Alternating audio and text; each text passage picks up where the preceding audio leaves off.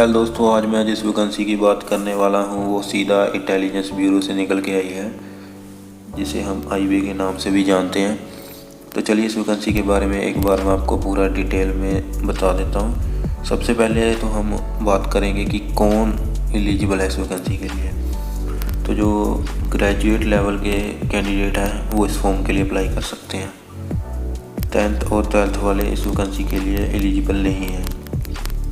Then उसके बाद आ जाती है एज लिमिट की बात। तो एज लिमिट की बात करूं तो 18 से 27 के बीच जो कैंडिडेट हैं, जिन्होंने अपनी ग्रेजुएशन 18 से 27 के बीच कंप्लीट कर ली हुई है, वो इसके लिए एलिजिबल है। देन अभी आ जाती है वैकेंसी की बात, और किस तरह की वैकेंसी है और कितनी किस हिसाब से है। तो आप ये स्क्रीन पर देख सकते हैं। यूआर के लिए इतनी है, AWS OBC के लिए 470, SC के लिए 360, ST के लिए 121, और टोटल अगर मैं वैकेंसी की बात करूं तो 2000 के आसपास है जो वैकेंसी है। इसी के साथ मैं एक आपको ख़ास बात बताना चाहता हूं कि इसमें आपका जो फिज़िकल फिट होना बहुत ज़रूरी है। अगर कोई कैंडिडेट PH यानी कि फ़िज़िकल एफिशिएंसी टाइप है कुछ से, PH कैंडिडेट्स इस फॉर्म के लिए बिल्कुल भी एलिजिबल नहीं है। देन इसके बाद हम थोड़ा सा अगर नीचे आएंगे, ये देखिए आप, जैसे कि मैंने बताया HH OH VH इस तरह के कैंडिडेट इस वैकेंसी के लिए बिल्कुल भी एलिजिबल नहीं है। देन उसके बाद हम इसके थोड़ा सा एग्ज़ाम सेंटर की तरफ आ जाते हैं। तो एग्ज़ाम सेंटर की अगर मैं बात करूं तो आप देख सकते हैं आपको अपने नियरेस्ट सेंटर मिल जाएगा। जिस भी स्टेट में आप रहते हैं वहाँ पे आपका एग्ज़ाम मिल जाएगा। ये देखिए, चलिए अब थोड़ा सा एग्ज़ाम के बारे में कर देते हैं। तो जो आपका एग्ज़ाम होगा वो 3 टायर में होगा, टायर 1, टायर 2 और देन टायर 3। अब टायर 1 में क्या क्या आएगा वो ज़रा मैं एक बार आपको डिटेल में बता देता हूँ। तो देखिए स्क्रीन पे आपका जो टायर 1 होगा वो रिटन टेस्ट होगा, 100 मार्क्स का कोई पेपर होगा आपका, टोटल 100 मार्क्स का होगा और 1 आवर मिलेगा आपको।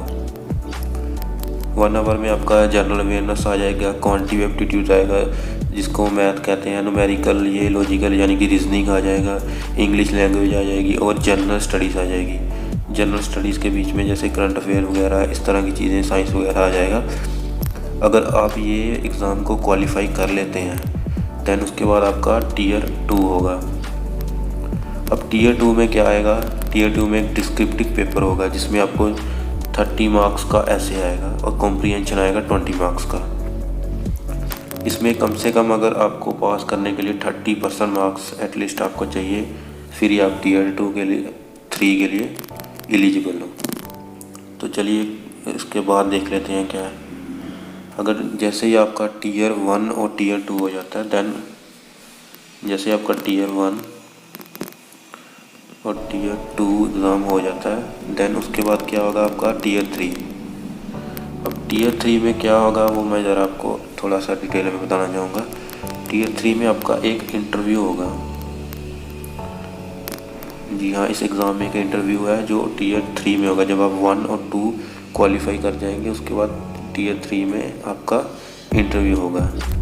जब टीयर 3, 1, 2 और 3 आप क्लियर कर जाते हैं उसके बाद एक मेरिट लिस्ट आएगी।